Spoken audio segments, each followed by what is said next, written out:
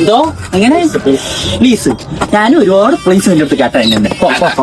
അളയ എന്റെ തെറ്റ് തന്നെ സമ്മതിച്ചു. ഞാൻ കാല് പിടിക്കളിയ. കാല് പിടിക്കാതെ ഇന്നലെ ഞാൻ നിന്റെ കാല് വരെ നക്കിയില്ലടാ. അപ്പൊ നീ കേട്ടാ? നീ കേട്ടില്ല. നീ എടാ നിന്റെ തന്തേ. അളയ വേണ്ടളിയ പ്ലീസ്. അളിയന്റെ കിഴ വിളി. അച്ഛോ കൊച്ചു.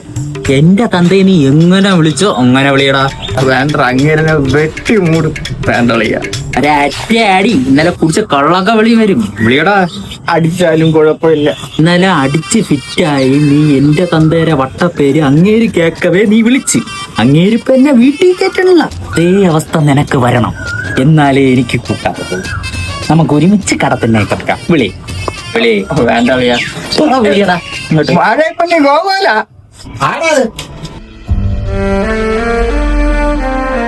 അങ്ങേരിക്കൊക്കെ വിളിയടാ. വാഴപ്പള്ളി ഗോപാല. അച്ഛ അന്തര ഇരട്ടപ്പേര് വിളിക്കുന്നോടാ കഴിവറ.